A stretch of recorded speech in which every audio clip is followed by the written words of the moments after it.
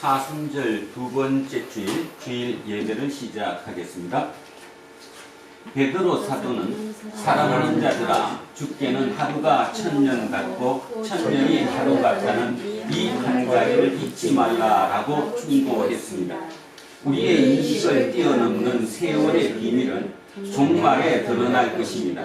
그 종말의 순간을 지금 여기서 살아낸다는 마음으로 하나님께 예배드리겠습니다. 모든 존재하는 것들의 주인이신 하나님을 향하여 마음을 모으십시오. 이 천지가 만물 그라 복 주시는 주여왕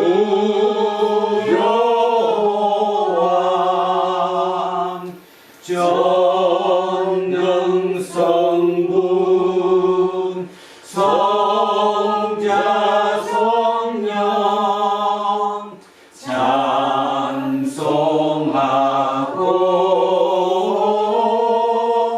찬송하세. 아멘. 우리의 생명을 홀로 주관하시는 하나님, 당신께서 행하신 모든 일은 참되고 선하며 궁극적으로 거룩합니다. 이 세상에서 벌어지는 모든 일과 사건과 현상이 지금 우리에게 다 이해되지 않는다고 하더라도 궁극적으로 하나님의 뜻과 섭리에 어긋나지 않는다는 사실을 우리는 믿습니다. 미시대로부터 거시대에 이르는 한순간에서 영원에 이르는 그리고 우주 전체를 통해서만 해명이 가능한 이 세상을 우리가 무슨 수로 다 인식하며 증명해낼 수 있겠습니까? 세상과 생명에 대한 편협한 논리와 해석을 뛰어넘어 하나님의 선하시고 거룩한 통치를 온전히 신뢰하며 살아가기 원합니다. 우리를 붙들어 주십시오. 영원토록 성부 성령과 함께 한 하나님으로 살아계시고 다스리시며 세상 마지막 때에 심판의 주님으로 우리에게 다시 오실 우리 주 예수 그리스도의 이름으로 기도합니다. 아멘. 긍휼과 자비가 한량없으신 하나님, 우리를 불쌍히 여겨 주십시오. 우리가 이웃과 하나님 앞에서 얼마나 이기적이고 미선적인지, 그리고 똑같은 잘못을 반복하는 어리석은 사람들인지 모릅니다. 부끄러움으로 머리를 들 수가 없습니다. 주님, 우리를 불쌍히 여겨 주십시오. 서로를 향해서 대립하고 자기의 생각을 다른 이에게 강요하며 자기를 과시하는 것으로만 만족해하는 세상을 우리가 살고 있습니다. 가까이 다가온 하나님 나라에 귀를 기울여야 할 우리 예수쟁이들마저도 그런 세상에 저항하지 못하고 차츰 길들어 갑니다. 주님, 우리를 불쌍히 여겨 주십시오. 일상을 염려하지 말고 하나님의 나라와 그 의를 구하라는 말씀을 들었으면서도 우리는 일상에 과몰입할 때가 많았습니다. 우리 자신도 모르는 사이에 믿음의 능력으로부터 멀어진 우리를 용서해 주십시오. 예수 그리스도의 이름으로 기도합니다. 아멘. 기도합니다.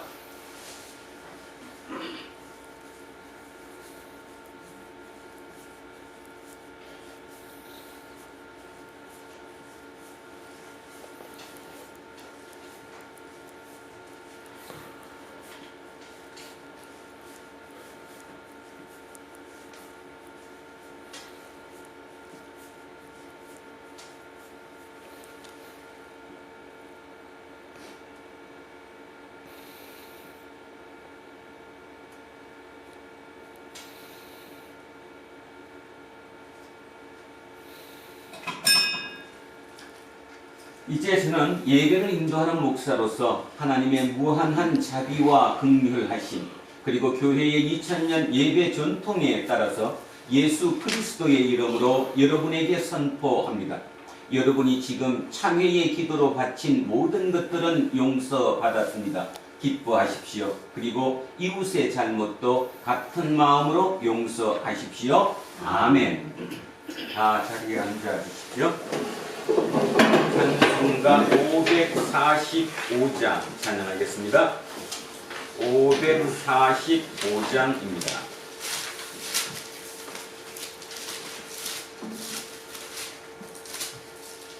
이 눈에 아무 증거 아니 되어도 믿음만을 가지고서 늘 걸으며 이 귀에 아무 소리 아니 들려도 하나님의 약속 위에 서리라 걸어가세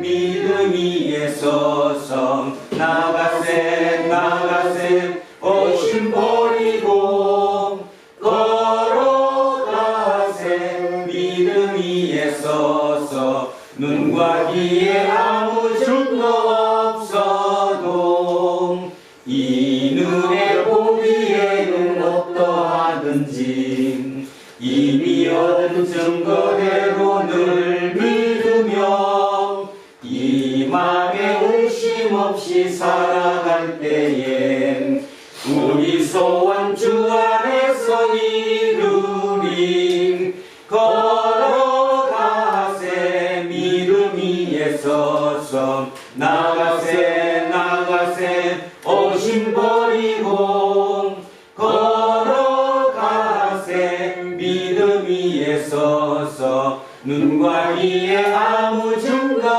없어도 주님의 거룩함을 두고 맹세함 주 하나님 아버지는 참 미루다 그 귀한 모든 약속 믿는 자에겐 능치 못할 무슨 일이 있을까 걸어가세 믿음 위에 서서 나가세 오심 버리고 걸어가세 믿음 위에 서서 눈과 귀에 아무 증거 없어도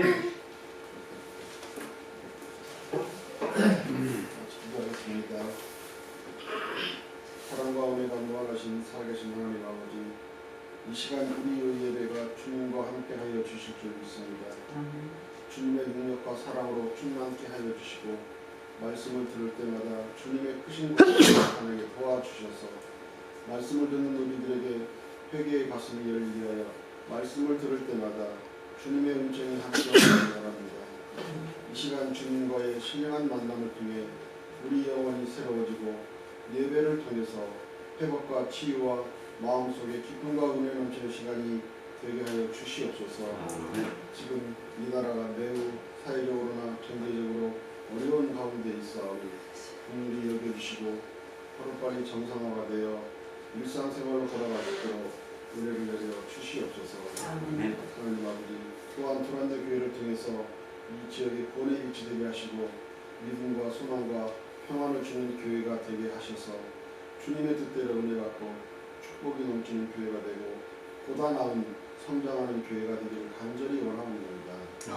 오늘도 말씀을 위해 담임 목사님에게 하늘의 능력을 베풀어 주시고 하나님의 말씀을 강하고 담대하게 전하게 하여 주시고 그 말씀을 듣는 우리가 새로운 힘으로도 삶의 터대에서 축복받는 삶이 되게 하여 주시옵소서.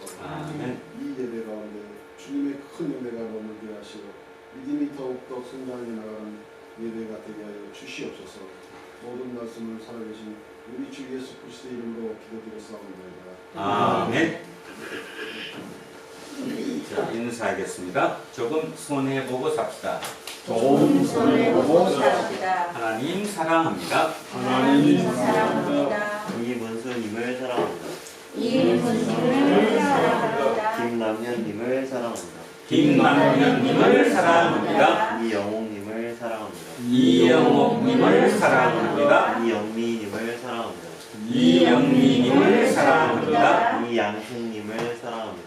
이양성님을 사랑합니다. 최남옥님을 이한수님을 사랑합니다. 최나복님을 사랑합니다. 이연승님을 사랑합니다. 이영성님을 사랑합니다. 안병관님을 사랑합니다. 안병관님을 사랑합니다. 이정근님을 사랑합니다. 이정근님을 사랑합니다. 김재세님을 사랑합니다. 김재세님을 사랑합니다. 윤정수님을 사랑합니다. 윤정수님을 사랑합니다. 김종희님을 사랑합니다.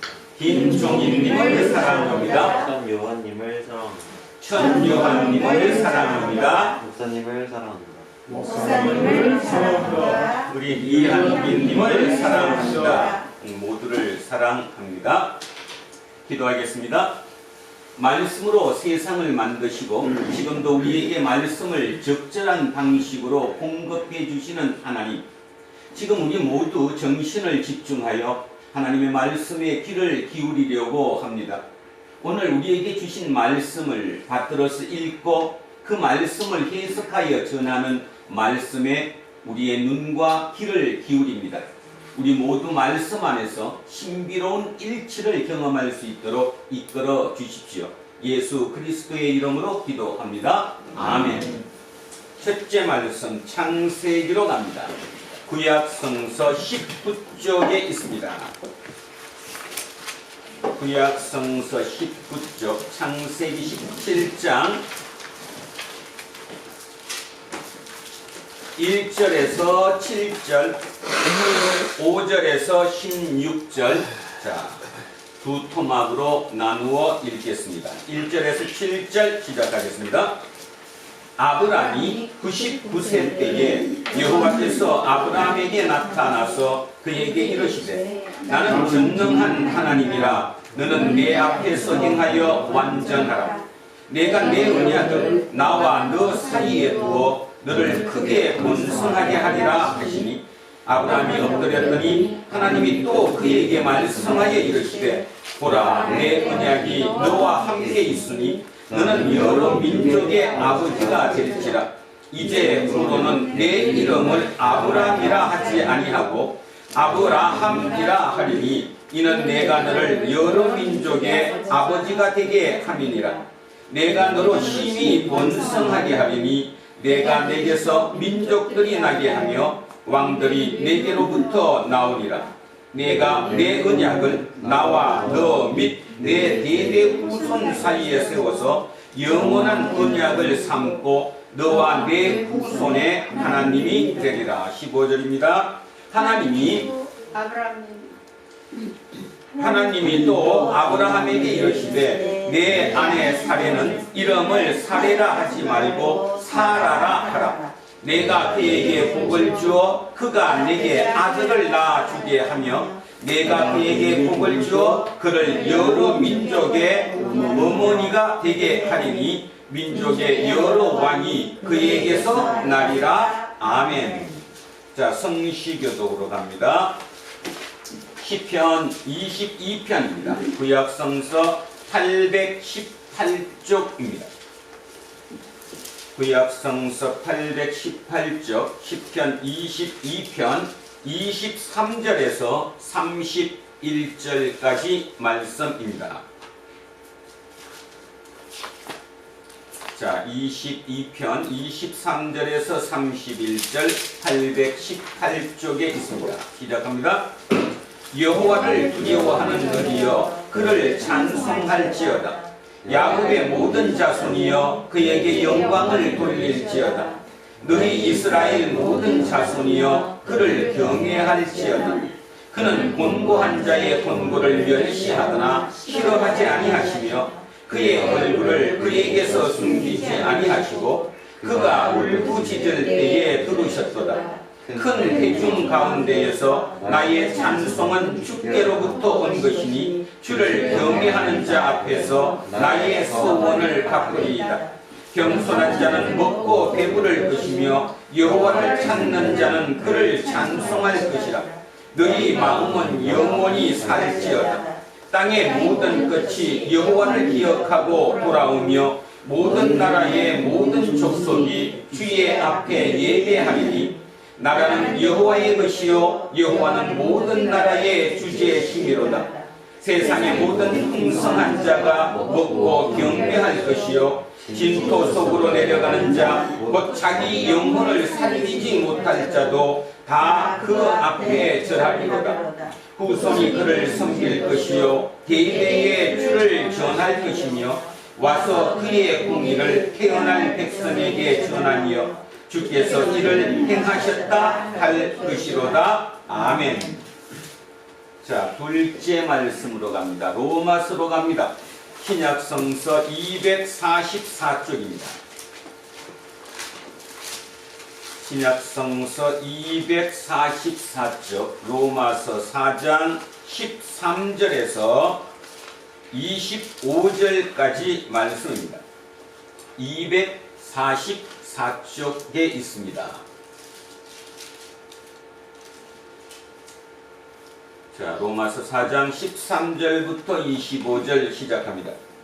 아브라함이나 그 후손에게 세상의 상속자가 되리라고 하는 율법으로 말미암은 것이 아니요 오직 믿음의 의로 말미암은 것이니라. 만일 율법에 속한 자들이 상속자이면 믿음은 헛것이 되고 약속은 파기 되었느니라. 율법은 진노를 이루게 하나니 율법이 없는 곳에는 범법도 없느니라. 그러므로 상속자가 되는 그것이 은혜에 속하기 위하여 믿음으로 되나니 이는 그 약속을 그 모든 후손에게 붙게 하려 하심이라. 율법에 속한 자에게뿐만 아니라 아브라함의 믿음에 속한 자에게도 그러하니 아브라함은 우리 모든 사람의 조상이라. 기록된 바 내가 너를 많은 민족의 조상으로 세웠다 하심과 같으니 그가 믿은 바 하나님은 죽은 자를 살리시며 없는 것을 있는 것으로부터 부르시는 이시니라. 아브라함이 바랄 수 없는 중에 바라고 믿었으니 이는 내 후손이 이같으리라 하신 말씀대로 많은 민족의 조상이 되게 하려 하시니라. 그가 100세나 되어 자기 몸이 죽은 것 같고 사라의 태가 죽은 것 같음을 알고도 믿음이 약하여지지 아니하고 믿음이 없어 하나님의 약속을 의심하지 않고 믿음으로 견고하여져서 하나님께 영광을 돌리며 약속하신 그것을 또한 능히 이루실 줄을 확신하였으니 그러므로 그것이 그에게 의로 여겨졌느니라. 그에게 의로 여겨졌다 기록된 것은 아브라함만 위한 것이 아니요 의로 여기심을 받을 우리도 위함이니 곧 예수 우리 주를 죽은 자 가운데서 살리신 이를 믿는 자니라. 예수는 우리가 범죄한 것 때문에 내줌이 되고 또한 우리를 의롭다 하시기 위하여 살아나셨느니라. 아멘. 자, 셋째 말씀 갑니다. 마가복음입니다. 자, 신약성서 67쪽입니다. 앞쪽으로 오셔서 마가복음 67쪽에 마가복음 8장 31절에서 38절까지 말씀입니다. 31절에서 38절입니다. 시작하겠습니다. 인자가 많은 고난을 받고 장로들과 대제사장들과 서기관들에게 버림받아 죽임을 당하고 사흘 만에 살아나야 할 것을 비로소 그들에게 가르치시되 드러내놓고 이 말씀을 하시니 베드로가 예수를 붙들고 항변하매 예수께서 돌이키사 제자들을 보시며 베드로를 꾸짖어 이르시되 사탄아 내 뒤로 물러가라. 너가 하나님의 일을 생각하지 아니하고 도리어 사람의 일을 생각하는도다 하시고 우리와 제자들을 불러 이르시되 누구든지 나를 따라오려거든 자기를 부인하고 자기 십자가를 지고 나를 따를 것이니라. 누구든지 자기 목숨을 구원하고자 하면 잃을 것이요 누구든지 나와 복음을 위하여 자기 목숨을 잃으면 구원하리라. 사람이 만일 온 천하를 얻고도 자기 목숨을 잃으면 무엇이 유익하리요? 사람이 무엇을 주고 자기 목숨과 바꾸겠느냐? 누구든지 이 음란하고 죄 많은 세대에서 나와 내 말을 부끄러워하면 인자도 아버지의 영광으로 거룩한 천사들과 함께 올 때에 그 사람을 부끄러워하리라. 아멘. 오늘 주신 말씀입니다. 누가복음 21장 5절에서 9절 말씀입니다. 132쪽에 있습니다. 자, 천천히 오늘 주신 말씀 받도록하겠습니다. 어떤 사람들이 성전을 가리켜 그 아름다운 돌과 건물로 꾸민 것을 말하며 예수께서 이르시되 너희 보는 이것들이 날이 이르면 돌 하나도 돌 위에 남지 않고 다 무너뜨려지리라. 그들이 물어 이르되 선생님이여 그러면 어느 때에 이런 일이 있겠사오며 이런 일이 일어나려 할 때에 무슨 징조가 있사오리까? 이르시되 미혹을 받지 않도록 주의하라. 많은 사람이 내 이름으로 와서 이르되 내가 그라하며 때가 가까이 왔다 하겠으나 그들을 따르 소문을 들을 때에 두려워하지 말라. 이 일이 먼저 있어야 하되 끝은 곧 되지 아니하리라. 아멘. 자, 오늘의 제목은 대전환의 시대와 끄트머리입니다. 제목이 머리에 쏙 들어오죠? 자, 대전환의 시대와 끄트머리.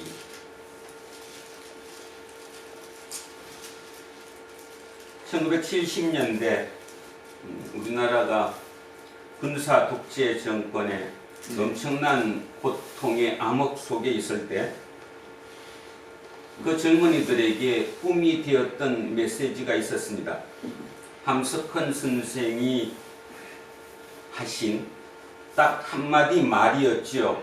그 말이 생각하는 백성이라야 산다. 이 얘기를 다시 꺼낸 이유는 요즘 미얀마를 보면 또 딱 우리 그때처럼 그러죠. 그런데 우리는 지금 이미 오래전에 70년 지금 그와 똑같은 상황 속에서 그 대학생들이 또 젊은 사람들이 새로운 희망을 꿈고 민주주의를 위해서 투쟁했더랬습니다. 그들에게 그 시발탄이 되었던 그 메시지가 바로 생각하는 백성이라야 산다라는 뜻이었죠. 그 가만히 이렇게 생각을 해보면 생각하는 백성이어야 정확하게 따지면 나라가 산다 이 뜻이겠죠. 백성들이 생각을 할 수 있으면 결국 나라가 산다.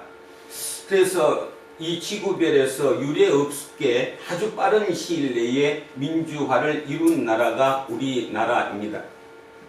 여러분들도 지금 느끼시겠지만 지금 코로나로 인해서 어느 게 기준인지를 전혀 알 수 없는 대혼란의 시대로 지금 빠져들었습니다.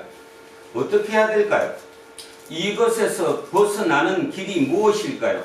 70년대 그 암흑의 군사 독재 정권에서 민주주의를 향해서 첫 발을 내디뎠던 그들의 시발탄이 생각하는 백성이 생각하는 백성이라야 산다. 그 메시지로 시작했듯이 저는 오늘 그 말에 빗대어서 이렇게 말씀드리고 싶습니다. 생각하는 예수쟁이라야 예수가 산다.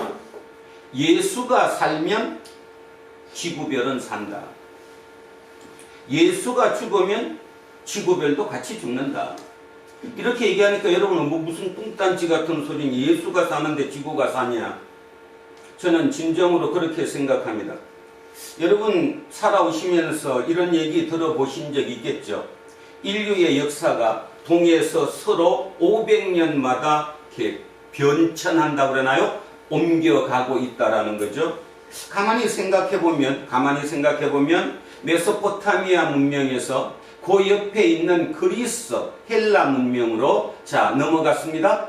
거기에서 다시 500년 만에 로마 문명으로 넘어갔습니다.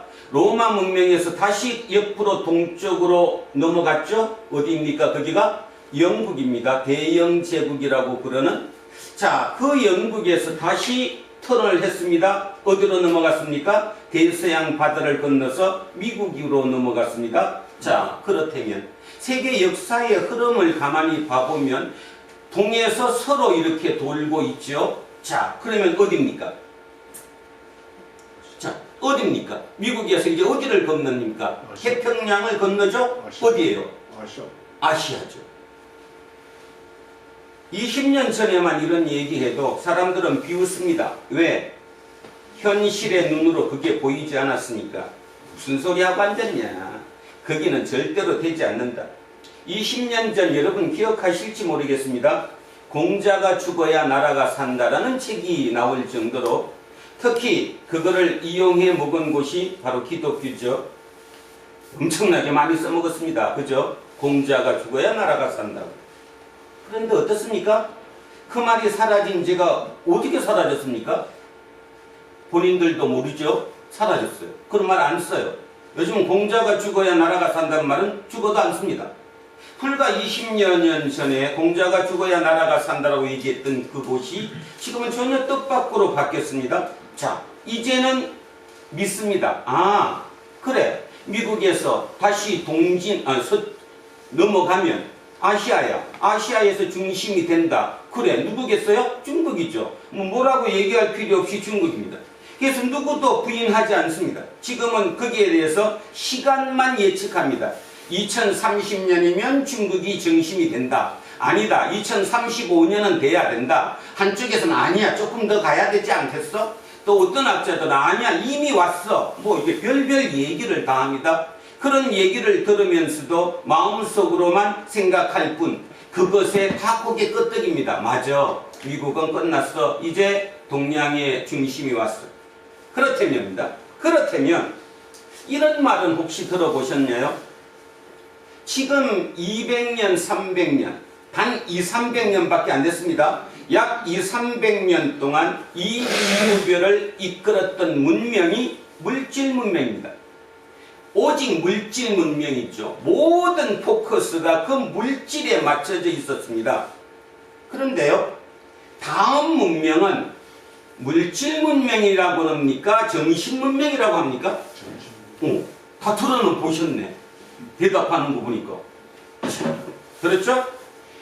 다음의 문명은 물질 문명이 아니라 분명히 정신 문명이다. 그래야 문명이 바뀐 것이지 물질 문명이 그대로 이동, 공간의 이동만 했다면 그게 어떻게 문명의 전환이냐? 저는 거기에 동의를 합니다. 그런 의미에서 다음번 문명이 정신 문명이라면 무조건 동양이 맞습니다. 왜 맞죠? 왜 동양이 맞습니까? 유교라고 얘기하는 정신 문명이 뛰어난 곳이 동양에 세 나라가 있죠. 중국, 한국, 일본입니다. 그 중에서도 실제적으로 정신 문명이 가장 뛰어난 곳이 어딜까요? 대한민국입니다. 여러분은 아실지 모르실지 모르지만 가장 정신 문명이 뛰어난 나라가 바로 대한민국이라는 거죠. 그런 면에서 따져보면 우리는 지금 참 희망을 가져야 할 때라고 생각합니다. 확실한 거 하나, 문명이 바뀌었다. 그 다음에 미국에서 이쪽으로 넘어왔다. 그거는 지금까지 흐름이 그래 왔다. 그러니까 자, 넘어왔어요. 넘어왔으면 물질 문명이 아닐 거다. 그렇다면 뭘까? 거기에 정신 문명이 들어가야 된다. 들어간다면 대한민국이다. 제가 오늘 이런 얘기를 하는 이유는 우리 젊은이들 때문입니다. 오늘 설교 제목을 잠깐 먼저 제가 말씀을 드리고 이어가겠습니다. 여기 뒤에 뭐라고 썼습니까? 끄트머리. 우습게 썼죠. 그냥 당연한 것처럼 썼던 그 말이 지난 한 3일 동안 제 머리를 쳤습니다. 끄트머리. 끝이에요. end. 끝. 근데 끝을 끄트머리라고 해요. 뭐죠? 이게 뭔 말이죠? 끝과 머리예요. 시작. 끝이 뭐가 되는 거예요? 머리가 되는 거죠. 그 단어 속에 머리가 함께 있는 거예요, 지금. 그죠? 이걸 그냥 제가 넘어갔으면 할 건데 성경 속에서 제가 끄트머리를 봤습니다. 조금 이따 이제 할 건데 고린도전서 4장 9절에 사도 바울이 고백합니다. 하나님이 우리를 끄트머리에 앉혔다고. 야, 그래갖고 제가요 성경 다 찾아봤어요. 근데 어느 나라 성경의 번역에도 끄트머리라는 개념으로는 안 썼어요. 자, 재미난 얘기 하나 해드릴까요? 이게 뭐죠? 이거. 콧등. 콧등인데 이걸 뭐라고 부르는데? 코끝. 이거를 뭐라고 그러죠? 손끝. 손끝. 자, 손끝, 코끝. 우리는 이거를 끝이라고 그래, 그죠? 우리, 대한민국, 우리가 할 때는 이걸 코끝이라고 부르고 이것을 손끝이라고 불러요. 그래서 제가 찾아봤어요. 네이버에다가 물어봤죠, 질문을. 그랬더니 코끝을 일본에서는 뭐라고 부르느냐 해봤더니요. 이제 일본 단어로 제가 말씀드리는 게 아니라 우리는 일본의 그 말은 하지 못하더라도 그 글자는 읽을 수 있잖아요. 신기하게도요. 코끝을 일본에서는 코비자, 한문으로 코비자를 쓰고 먼저 선자를 썼더라고요. 비선이래 이게. 손끝을 뭐라고 썼냐 하면 손숫자를 써서 수선. 일본에서는 이것을 수선이라고 불러요. 대한민국은 이것을 손끝이라고 부르는데 우리는 이것을 코끝이라고 부르는데 일본은 이걸 뭐라고 부르느냐 하면 비선이라고 해요. 먼저라고 쓰는 거예요. 그래서 제가 호기심이 나가지고 다시 물어봤어요. 중국에서는 어떻게 씁니까? 그랬더니요. 중국에서는 이 손끝을 손짓자를 써서 지첨이라고 썼어요. 첨단 산업할 때 첨이라는 건 뾰족하다는 첨이거든요. 그래서 첨단 산업 아니에요? 뭔가 감이 오시죠? 그래서 이제 또 해봤어요. 손끝이 뭘까? 손끝이 지첨이라고 그랬죠? 그럼 코끝이 뭘까 했더니 비첨이에요. 다시 얘기하면 동양삼국인데요. 똑같은 그거에 대한 단어의 표시가 틀리더라는 것입니다. 우리나라는 이것을 코끝이라고 부르고 이것을 손끝이라고 불렀는데 일본은 이것을 수선이라고 쓰고 그 다음에 이것을 비선이라고 쓰고 중국은 이것을 지첨이라고 쓰고 이것을 비첨이라고 쓰더라는 것입니다. 그래서 제가 생각하면서 그런 생각을 했습니다. 하이데거가 언어는 존재의 집이라고 불렀는데 똑같은 세 나라 비슷한 나라이지만 그 나라의 사유체계가 참 많이 상당히 틀리구나 그러면서 막 희망이 가졌어요. 역시 대한민국이다. 왜? 우리는 이걸 끝이라고 봐요. 끝이 이겨내면 다음에 뭘로 돈다는 거요? 머리로 가는 거지 머리부터 시작하는 게 아니라는 겁니다. 끝부터 시작해서 머리로 가는 거지 머리가 먼저 시작해서 끝으로 가는 게 아니라는 거예요. 그게 우리의 사유체계라는 거예요. 성경에 그렇게 번역한 그 단어를 보고 제가 막 가슴이 뛰었어요.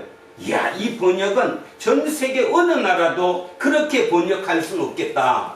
어떻게 그 터머리에 앉혔다고 했을까? 근데 맞잖아요. 자, 왜 맞죠? 아까 걸로 다시 하겠습니다. 물질 문명이 뭘로 바뀌어요? 정신 문명으로 바뀐다고 뒤집어진다고 하면 밑에 게 이렇게 올라오는 거 아니에요? 뒤집어지는 게 판이 바뀐다는 거는 이렇게 바뀌는 거 아니에요? 그러면 묻습니다. 우리 젊은 친구들에게 여러분은 지금 어디에 있어야 다음번에 머리가 될 수 있습니까? 끄트머리에 있어야죠. 끄트머리에 있어야 합니다. 지금. 그래야 바로 머리가 되는 거예요. 지금 근데 머리에 있으면 그냥 죽음이에요. 근데 우리는 어떻습니까? 우리 자녀들한테 어떻게 가르칩니까? 야, 너도 열심히 해서 빨리 서울대 가고 너도 열심히 해갖고 좀 위로 올라가라고. 안 되잖아요. 왜 안 되죠? 이미 부모 조건이나 상황이나 모든 돈이나 모든 인맥이나 모든 그거를 다 갖춰 갖고 있는 그들이 자기의 자녀들을 밑에서 위로 올리는 게 아니라 그냥 위에 그냥 앉히잖아요. 위에 갖다가 앉히잖아 그냥. 그런데 이 갖다 앉히는 게 열받으니까 우리 애도 여기다 같이 앉히려고 어디쯤 와 있어요? 여기 있는 게 아니라 여기쯤 들고 여기쯤. 그래서 뭐 수단과 방법을 가리지 않고 가외는 다 시키고 내 새끼도 여기 한번 올려보려고. 그런데 오늘 우리는 중요한 얘기를 듣고 있습니다. 시대가 바뀌는구나. 판이 뒤집어지는구나. 여기 있으면 안 되지 그럼. 여기 놔둬야지. 그쵸? 여기 놔둬야죠. 여러분 본인도 마찬가지고 저 개인도 마찬가지고 이병선 목사로서는 완전 꼴투기가 정도가 아니라 끄트머리 중에서도 맨 밑에 끄트머리 있겠지만 결국 가만히 다시 생각해보면 나는 지금 대한민국에서 가장 축복받은 목사라는 거죠. 사람들은 나를 축복하진 못하지만 하나님은 나를 축복하실 것이라는 겁니다. 그죠? 사도 바울의 고백이 바로 그 고백이었다는 걸 제가 이번 주에 깨달았습니다. 사도 바울이 하나님께 나를 끄트머리에 앉혔다는 그 얘기가 축복으로 받아들인 거예요. 저주로 받아들인 게 아니라 저주로 받아들이지 않았기 때문에 그 사도 바울에 의해서 새로운 기독교가 이렇게 온 겁니다. 이해 가십니까?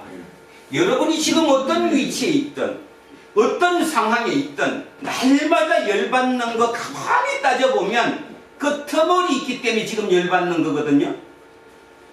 내가 뭐가 못났어? 달릴 게 안 달렸나? 키가 작아? 생긴 게 못생겼어? 뭐 때문에 내가 지금 여기 있냐라고 생각하잖아. 그리고 기도하잖아요. 하나님 이거 뭐예요? 이거? 내가 지금 여기 있으면 안 되잖아요. 내가 당신한테 얼마나 헌금도 많이 하고 얼마나 잘했는데 나를 지금 여기다가 앉혀놓다니. 사람들이 나보고 손가락질해요. 너는 도대체 그 오랫동안 예수를 믿었는데 왜 그 모양 그 꼴이냐고. 사도 바울도 그러지 않았겠어요? 근데 그는 새롭게 해석했어요. 자기가 끄트머리에 있다는 것. 오늘 그래서 제가 처음 시작을 함석헌 선생의 얘기로 시작했습니다. 암흑한 곳, 어두운 곳, 도저히 가능성이 없다고 생각했던 그때 그 함석헌 선생의 한마디, 생각하는 백성이라야 산다 라는 그 명제, 그 문구 하나를 들고 20대의 젊은 청년들이 생각을 바꿨습니다. 우리가 이걸 바꿀 수 있어. 저는 오늘 여러분에게 다시 얘기합니다. 코로나로 우리나라뿐만 아니라 전 세계가 뒤집어졌습니다. 어느 게 답인지 아무도 모릅니다. 아무리 유명한 학자라도 그 답이 답인지 아닌지 누구도 알 수 없다는 거예요. 우리는 지금까지 전혀 경험하지 못했던 새로운 시대로 접어들었습니다. 그런데 우리가 가지고 있는 무기라고 하는 것은 그냥 지나간 옛날의 경험이에요. 근데 그 경험치라는 것은 아까 얘기했듯이 위에 있던, 물질 문명의 위에 있던 그 경험치만 가지고 있지, 정신 문명이 됐을 때 우리가 어떻게 될 것이라는 그 경험치는 우리는 가지고 있지 않다는 것입니다. 그러면 이건 어디에서 찾아야 할까요? 바로 예수입니다. 그래서 우리는 우리 예수쟁이가 예수를 제대로 생각하지 못하면 예수가 죽는다. 예수가 죽으면 나만 죽는 것이 아니라 지구별이 죽는다. 저는 큰 대전제로 그렇게 여러분에게 말씀드리고 싶습니다. 그래서 예수를 살리려면 어떻게 해야 될까? 예수를 살리려면 예수를 더 깊이 알아야죠. 그런데요, 지난주 제가 읽었던 것 중에 아주 오래전에 읽었던 것을 다시 한번 제 머리로 보면서 아차, 내가 이걸 놓치고 있었구나 생각이 들어서 우리 젊은 친구들 때문에 이 얘기를 한마디 하고 시작하겠습니다. 길희성 교수라는 분이 계십니다. 그분은 서강대학교 종교학과 교수였고요. 미국 예일대에서 신학 석사학위를 받았고 하버드 대학교에서 비교 종교학으로 박사학위를 받았던 우리나라에서 유명한 신학자이지만 특히 전 세계적으로는 굉장히 많이 알아주는 학자이지만 정작 한국에서는 별로 치지 않습니다. 왜냐하면 그분의 책 제목이 보살예수거든요. 보살예수. 나중에 꼭 한번 보십시오. 자, 그래서 우리나라에서는 별로 인정을 받지 못합니다. 오랜만에 그분의 인터뷰 기사를 보게 되었습니다. 기자가 이렇게 물었습니다. 신에 존재합니까? 신이 존재합니까? 그런데 그 답이 너무 명쾌했어요. 그래서 오늘 여기 젊은 친구들 잘 들으시기 바랍니다. 아무리 해도 나는 신을 못 믿겠습니다. 하나님이 어딘지 보이지도 않는데 어떻게 믿습니까? 그들에게 명쾌한 답, 기르성 교수의 그 답으로 오늘을 시작하겠습니다. 그분은 이렇게 얘기했습니다. 우리가 존재를 누리고 가치 있는 삶을, 가치를 추구하는 삶을 사는 그 전제가 바로 신이다. 때문에 우리가 가치를 추구한다 할 때 그 가치가 바로 신의 토대이다. 가치를 추구하는 가치의 토대가 신이라는 거예요. 얼마나 명쾌합니까? 지금까지 그런 식으로 생각해 본 적은 한 번도 없잖아요. 자, 그러면 제가 머릿속으로 묵상했던 걸 한번 여러분과 나누겠습니다. 자, 보십시오. 내가 집에서 그렇게 나한테 자라는 우리 반려견, 그 이쁜 강아지, 그 이쁜 강아지는 말 그대로 그 이쁜 강아지 DNA 속에 세팅되어 있는 기본적인 본능으로만 살지 아무리 이뻐도 가치를 추구하지 않습니다. 혹시 여러분 집 개는 가치를 추구하나요? 안 해요. 이 지구상에 가치를 추구하는 동물이 인간이에요. 가치를 추구하기 때문에 뭐도 있어요? 감정의 폭이 심해요. 좌절도 하고 희망도 가졌다가 다시 절망도 하고 막 그죠? 이 기복이 굉장히 심하다고. 결국 가치 추구 때문에. 자, 기르성 교수님의 그 생각을 다시 한번 우리가 깊이 조금 더 생각해 보면, 그렇지? 아무리 이쁜 개나 고양이나 호랑이나 어떤 것들도 가치를 추구하진 않아. 유일하게 가치를 추구하는 동물은 인간이야. 그러면 인간이 어떻게 가치를 추구하게 됐을까? 그게 뭘까요? 인간이 왜 가치를 추구하게 됐을까요? 그게 하나님 형상이니까. 우리 속에 들어있는 하나님의 형상, 신의 형상이 우리를 가치를 추구하게 만들었으니까. 가치를 추구하는 이유가 뭘까요? 왜 가치를 추구합니까? 가치를 추구하는 그 추구하는 삶 자체에서 내가 행복감을 느끼기 때문에 가치를 추구하는 거예요. 그런데요, 요즘 물론 이제 제 자의적인 생각이긴 하지만 주변을 가만히 한 사람 이렇게 머릿속에 그려보면 가치를 추구하는 사람들이 상당히 줄어드는 것 같아요. 줄어들었다는 말 아십니까? 20대 때 30대 때 젊은 시절에 진짜 다방에 가서 커피 한 잔 마시면서 거대 담론을 얘기했던 그런 친구들이 환갑이 지나고 이제 명예 퇴직을 하고 이제 집에서 놀면서 그들과 대화를 하다 보면 문득 이 친구 옛날 그 친구 맞아?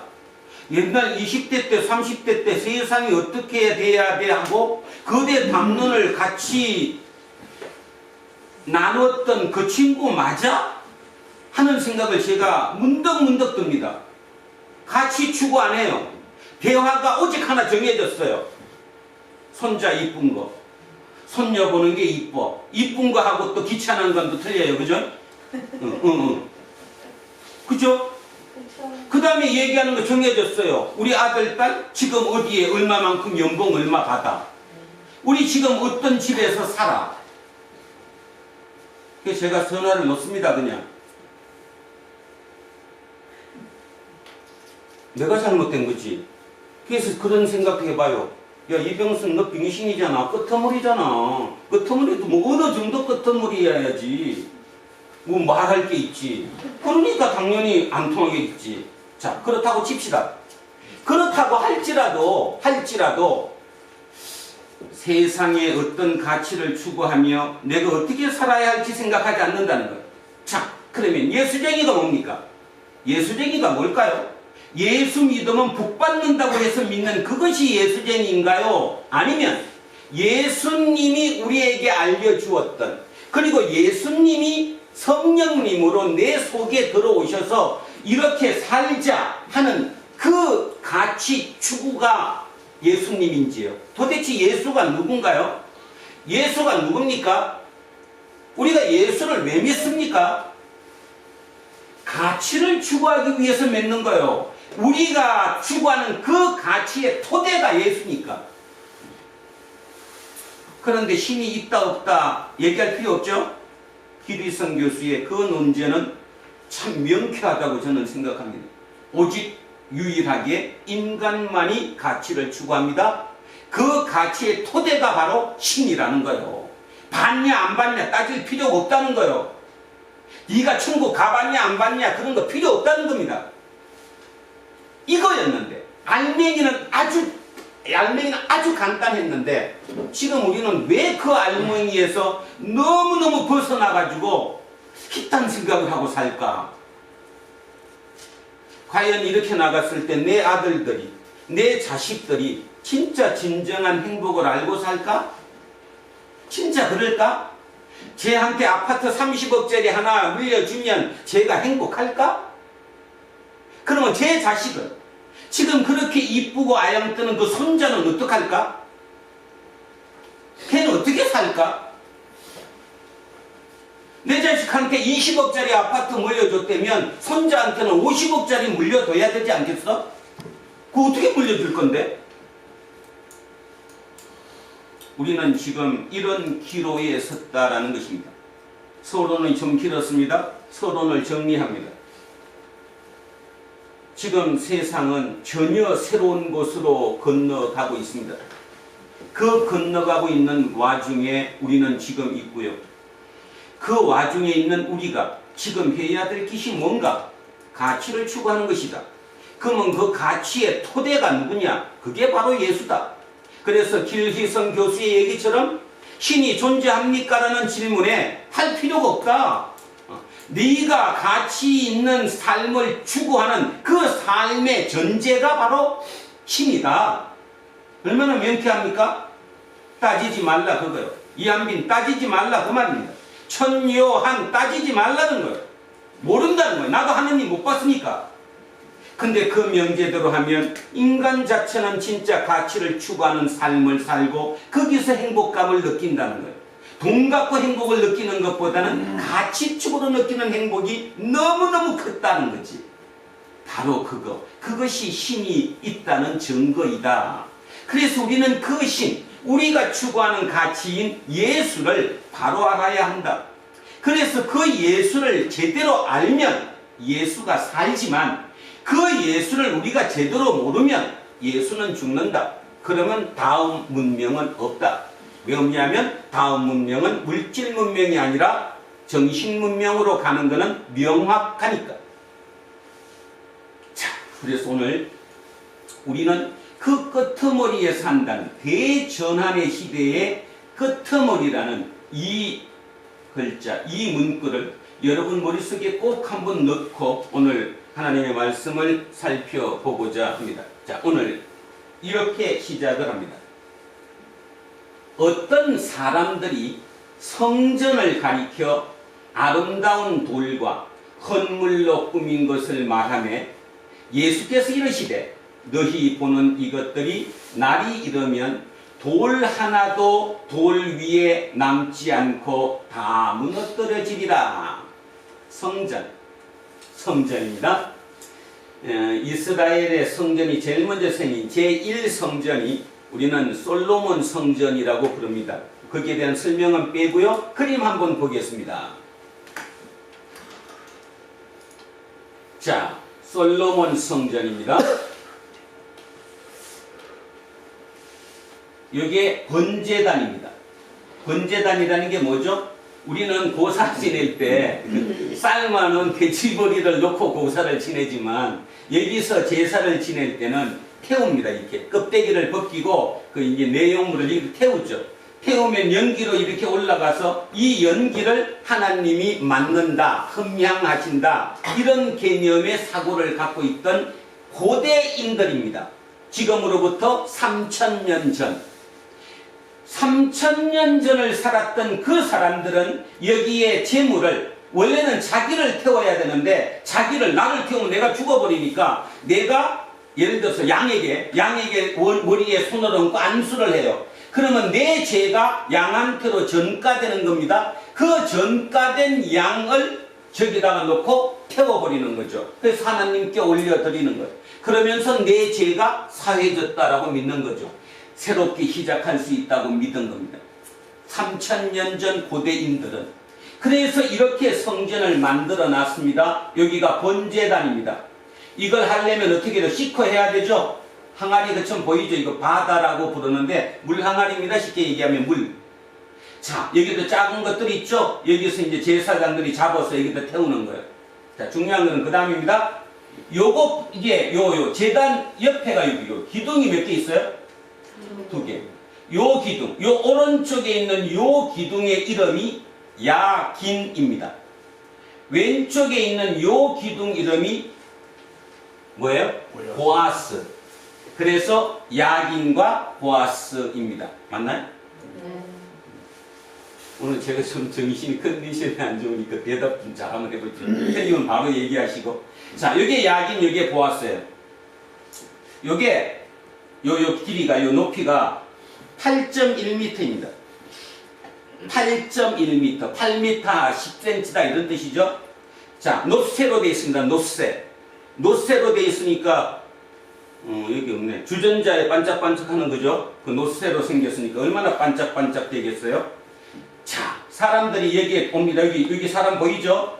요 서 있는 요 사람이 요 야긴과 보아스를 보는 순간 어떤 감정이 들까요? 8m 10의 높이에 있는 그 노쇠 기둥, 번쩍번쩍하는, 멀리서 보면 햇빛이 비쳐갖고 반짝반짝하는, 거기에 이렇게 작은 사람 여기서 이걸 봐요. 여기가 어떨 것 같아요? 여기가 그냥 뭐 평소처럼 뭐 그런가 보다 할까요? 그죠? 인간이 낮아지는 겁니다. 그리고 여기에 경외감을 느끼겠죠. 이 아름다움과 웅장함에. 이렇게 들어가면 이 끄트머리에 이제 지성소가 있는 거예요.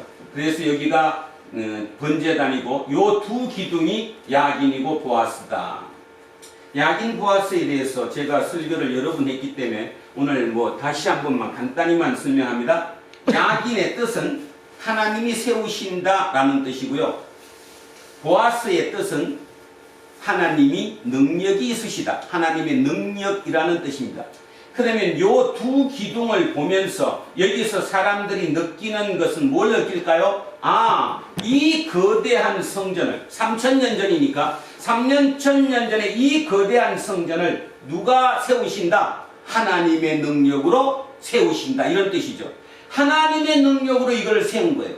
그래서 여기서 자기의 신앙 고백을 하는 거죠. 제가 이 그림을 보여드린 이유가 뭐냐 하면 바로 오늘 본문 때문입니다. 자, 1호부터 이것은 언제요? 약 500년이 채 되지 않아서 주전 568년에 흰 바벨로니아 군인들에 의해서 이게 불타 없어졌습니다. 그러니까 다시 얘기하면 이게 세워진 지가 주전 10세기입니다. 10세기 BC 1000년이다 이런 뜻이에요. 그때 세워졌던 이게 BC, 그러니까 주전 568년에 이게 불타 없어졌어요. 바벨로니아에 의해서. 그리고 이들은 성전을 잃었습니다. 자, 그러다가 70년 만인 510 몇 년이 돼요, 그럼? 587년이니까 517년이 되나요? 517년에, 주전 517년에 여기에 다시 성전이 지어지죠. 그걸 우리는 제2성전이라고 부릅니다. 이 제2성전은 여러분 아시다시피 페르시아죠. 페르시아가 바벨로니아를 물리치고 새로운 패권으로 등장했던 그 어디는 페르시아는 문화를 뭐하게 그러니까 다 인정해주는 포용 정책을 썼어요. 그래서 이스라엘한테도 야 여기 너네 가서 성당 아니 이거 성전 다시 지어 이렇게 한 거죠. 근데 이 크기만큼 지을 수 있었겠어요? 없었겠어요? 없죠. 그러니까 이거의 약 4분의 1 규모로 규모가 축소가 됐어요. 그리고 중요한 것은 축소됐다는 것도 중요하지만 제2성전은 누구를 위한 성전일까요? 페르시아의 황제를 안녕을 비는 그리고 페르시아의 부강을 비는 성전으로 바뀌었다는 것입니다. 그게 제2성전입니다. 그러다가 자 드디어 이제 지난주에 우리 봤던 헤롯 성전으로 옵니다. 아까부터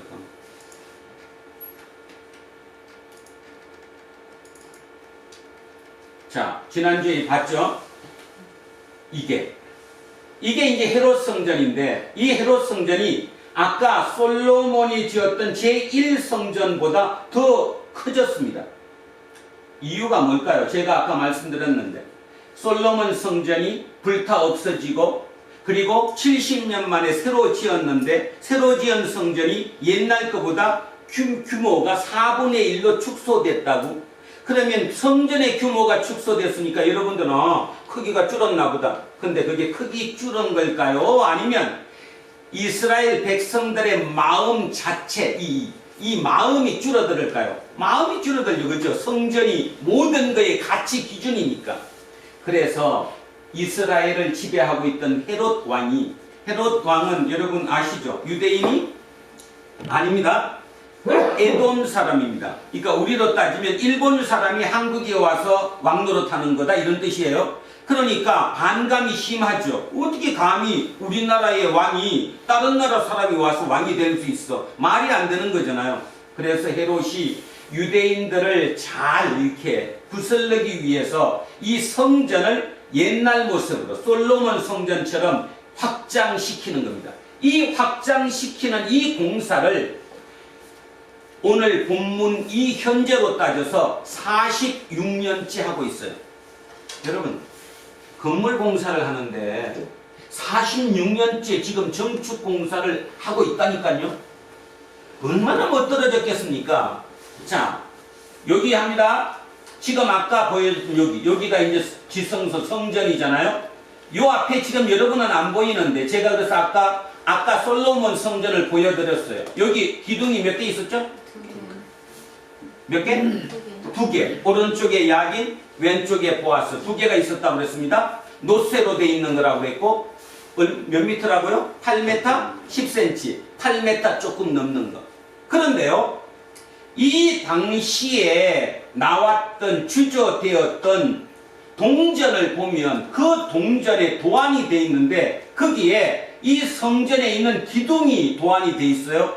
근데 그 기둥이 4개였습니다. 아까 솔로몬 성전은 2개였는데 헤롯 성전은 여기가 4개예요. 여기 하나 2개, 이렇게 2개, 4개. 그리고 높이가 12m. 제가 왜 이렇게 구체적으로 얘기하냐 하면 여러분이 머릿속으로 상상력을 가지고 이 앞에 한번 서 보십시오. 여기 뭐가 있을까요? 아까 밝혀드렸는데 여기 뭐 있어요? 여기 번제단. 그리고 바로 그 위에 여기 아까는 기둥이 1개 있는데 이제는 몇 개? 2개. 요쪽 2개, 요쪽 2개. 그 다음에 높이도 몇 미터? 12m. 아까 거는 8m 10인데 이번엔 12m. 그 황금칠을 한 그 기둥 여기 4개가 딱 서 있다고 생각해 보십시오. 그리고 황금칠을 했어요. 그리고 이 위에 부분은 우리 장로님 대리석 보셨으니까 아시잖아요. 대리석을 매끈하게 갈은 그걸로 아주 얇게 해서 이걸 다 올렸어요. 그러니까 먼 데서 보면 이게 설산처럼 보였대요. 설산이 뭐예요? 눈 있잖아요. 우리 그 겨울 지나고 보면 그 산 꼭대기에 눈이 이렇게 덮여 있는 거 보이잖아요. 그렇게 보였다는 거예요. 위에가. 그러면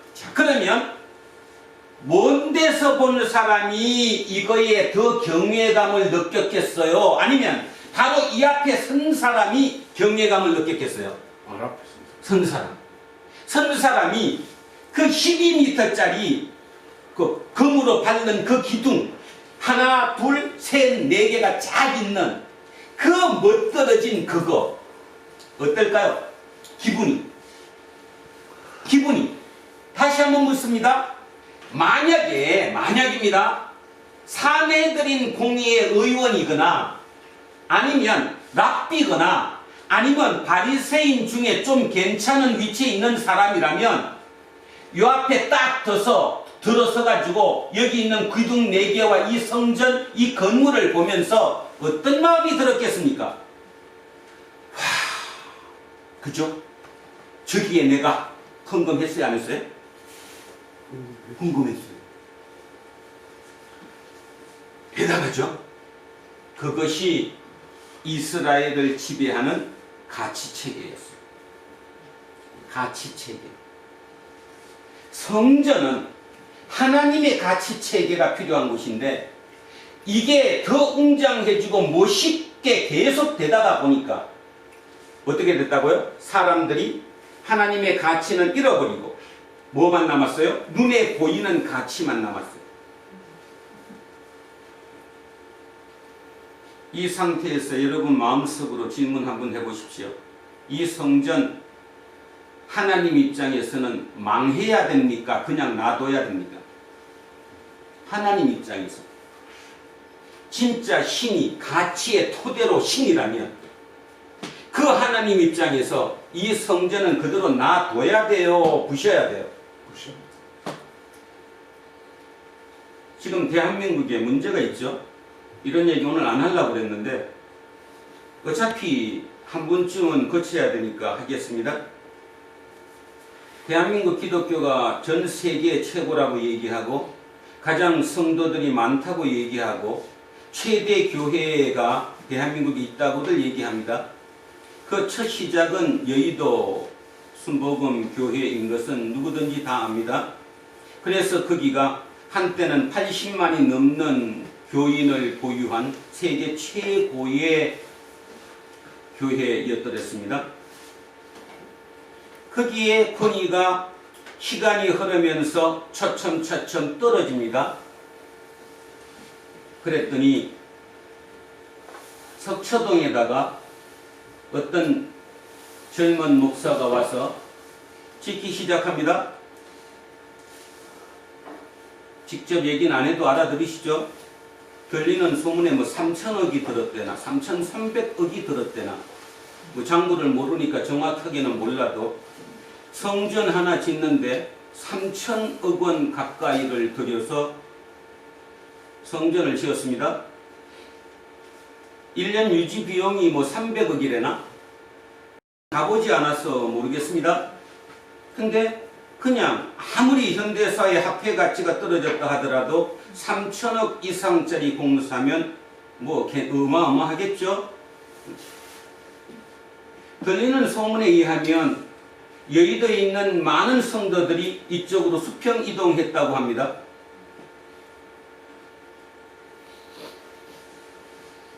세월의 흐름을 어기지 못하고 저쪽 그 멋진 성전에 있던 그들의 그 뿌듯함이 거기서 사라졌겠죠? 더 뿌듯한 것으로 간 곳입니다. 그죠? 저도 돈만 있으면 할 수 있는데 여러분 빨리 돈 벌어야 됩니다. 5천억짜리 시면 순간 2달 내에 여기 다 차는 거.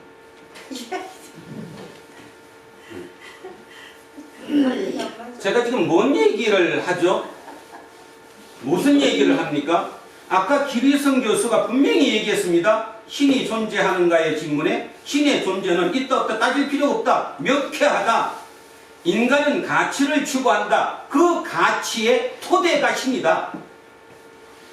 명쾌합니다. 그런데 지금 그 3천억 교회의 가치가 뭘까요? 진짜 예수일까요? 진짜 예수여서 거기에 그 많은 사람들이 모여들까요? 오늘도 그 멋진 교회에서 얼마나 뿌듯한 마음으로 예배 드릴까요? 여러분들은 지금 뭐 추우니 뭐 덥니 뭐 머릿속으로 별 생각 다 하는데 아마 거기서 예배 드리시는 분은 별 생각 못 할걸요? 그 웅장함에, 그 뿌듯함에. 이런 소리 들으면 웃긴다고 그래서 콧방귀 끼겠죠. 참 별 미친놈 다 봤네. 응?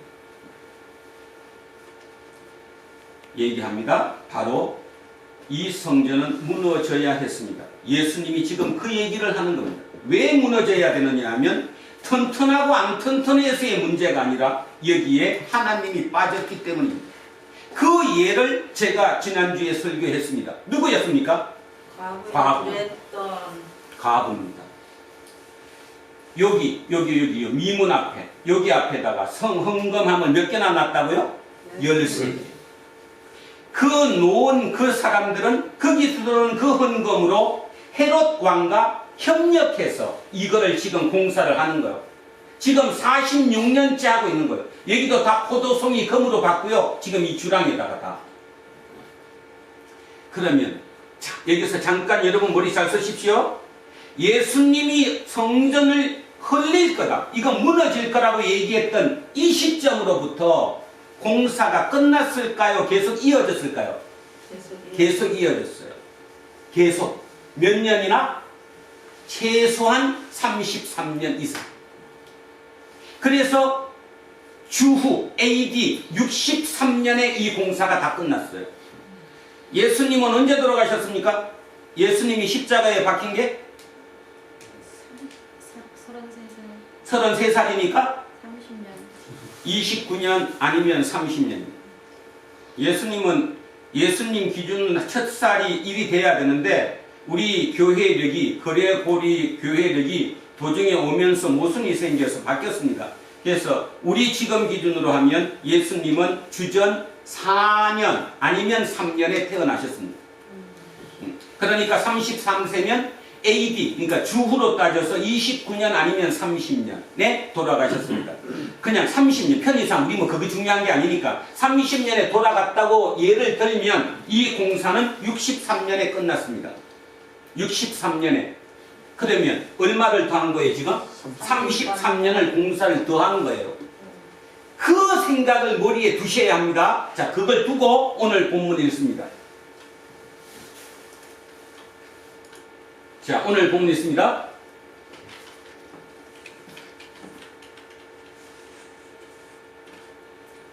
자, 이제 생각 잘 하세요. 어떤 사람들이 성전을 가리켜 그 아름다운 돌과 헌금했다 이 말이죠. 헌금으로 산 물건이에요. 헌물로 꾸민 것을 말하며 누굴까요 그럼? 이 어떤 사람이 누굴까요? 바리새인이거나 아니면 산헤드린 공의회 의원이거나 아니면 사두개인이거나 아니면 그래도 그 근처에 헌금을 꾀한 사람들, 그 뿌듯한 마음으로 그 앞에 서서 얘기하는 거예요.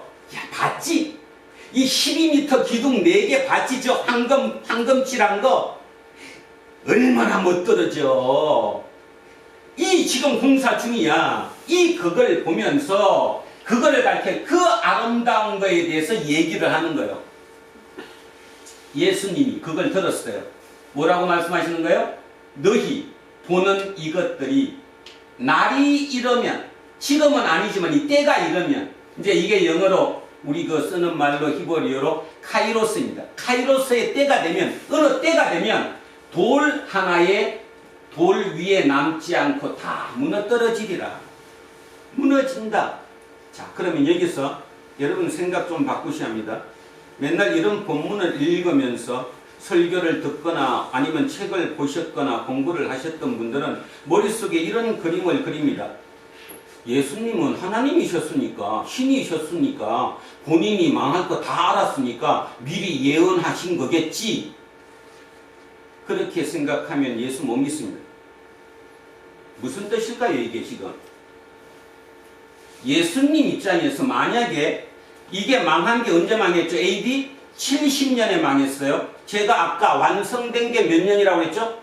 63년. 완성되고 7년 뒤에 완전히 다 무너졌어요. 돈 하나 없이 다. 그거를 정확하게 알고 말씀하셨다면 뭐라고 말씀하셔야 됩니까? 예수님이 너네들 그러는데 이거 앞으로 30년, 40년도 안 돼서 망해. 무너져. 뭐 그런 식으로 얘기해야 원래 맞는 거죠. 그리고 그러면 이게 또 안 되는 거예요. 우리가 성경을 읽고 우리가 성경을 보는 것은 아까 말씀드렸습니다. 우리가 추구하는 가치의 토대가 신이라고. 자, 누가 봐도 이거 이렇게 가면 망하는 거예요. 이걸 짓기 위해서 눈에 보이는 그 화려함, 그 웅장함, 그 멋들어진 외형을 위해서 과부를 도와주지 않고 가후에 두렵던 생명줄마저 빼앗는 그들이라면 이거는 망해야지 되는 거지. 그대로 있으면 하나님은 안 계시는 거죠. 그렇지 않습니까? 그래서 저도 감히 예언할 수 있습니다. 분명히 망합니다. 저거 3,000원. 진짜라니까요. 100% 망. 절대로 인간의 가치가, 지금까지 인간의 가치가 성경이 처음부터 끝까지 끊임없이 얘기하는 거, 하나님 위치에 올라오려고 온다는 게 뭔 뜻이에요? 인간이 교만해지고 오만해져서 신의 위치에까지 올라오면 그건 망가지죠. 대표적인 게 바벨탑입니다. 바벨탑의 의미가 뭐죠? 바벨탑의 의미가 인간이 하나님의 위치까지 올라오려고 한 거죠. 하나님의 뜻으로 올라오는 것이 아니라 내 의지와 노력으로 나도 거기까지 갈 수 있다라는 거잖아요. 안 망한 게 없잖아요. 신이 아니더라도 지구별의 모든 섭리 자체가 똑같습니다. 진시황, 그 유명한 중국을 통일했다고 하는 진시황, 왜 망했습니까? 진시황이 왜 망했냐고. 만리장성 쌓아서 망했죠? 그죠? 종교개혁, 1517년에 루터에 의해서 종교개혁이 왜 일어났습니까? 베드로 성당 지으려고 돈, 헌금, 얘기 안 하겠습니다. 욕 나오고 싶어서. 그죠? 그래서 지금 개신교가 생겼어요. 그냥 세상적인 얘기 할까요? 한때 우리나라 최고의 건물이었던 63빌딩, 누가 지은지 아시죠? 망했어요? 안 망했어요? 망했죠. 오래 못 가요. 지금 우리 눈으로 또 보는 거 있죠? 잠실에 뭐 100몇 층? 그리고 지금 휘청휘청 하는 거 보이죠? 롯데 얼마 못 갑니다. 다시 얘기합니다. 인간이 지어서 했다는 뜻이 아니고요. 여기 있는 저를 비롯한 여러분 모두가 다 내가 벽돌 하나 쌓아서 진짜 멋들어진 신의 경지까지 쌓고 나면 나도 모르게 오만해집니다. 내가 지었거든요. 내가 이뤘거든요. 물론 기도는 했죠. 하나님이 해주셨다고. 근데 하나님이 사라집니다. 마음속에서. 그래서 그 기분으로 또 하고 뭐든지 내가 다 할 수 있을 것 같아요. 지금 우리는 그 경계선, 그 끄트머리에 쓴 거예요. 우리가 그 끄트머리에. 혹시라도 지금 여러분 머릿속에 이번 코로나 끝나고 나면 나는 다시 시작해갖고 예전에 알지? 내 예전에 어떻게 했는지 알지? 그거 다시 만들어낼 수 있어. 그렇게 여러분 머릿속에 그림이 그려지신다면 여러분 예수쟁이 아닙니다. 다음에 나오는 그 전하는 지금의 기준이 아니에요. 다시 가치로 돌아가는 거예요. 철저하게 예수의 가치로 돌아가는 거예요. 자, 그러면 이제 다시 봅니다. 당연히 이 5절 6절 보듯이 이거 당연히 무너질 거다. 뭐 예수님이 예언했다 생각할 필요가 없어요. 예수님 자체는 이게 무너지지 않으면 예수가 죽는 겁니다. 예수가 살았던 이유는, 예수가 지금 오늘까지 우리 앞에 와 있는 이유는 이게 무너졌기 때문에 와 있는 거예요. 이게 무너지지 않았으면 예수는 없어요. 아십니까? 한 번도 그 생각 안 해보셨죠? 이거 안 무너졌으면 예수는 없습니다. 무너졌기 때문에 예수가 산 거고, 무너졌기 때문에 힘을 얻은 거예요.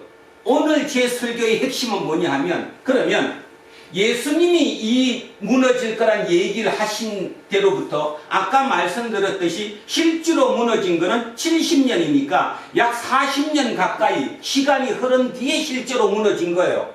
그러면 이미 40년 그 실제 눈으로 무너졌구나 보이기 전까지 그 40년 동안 이 기독교를 살리기 위해서 사도 바울이라고 하는 사람이 어떤 일을 했는가 우리는 알아야 된다는 거예요.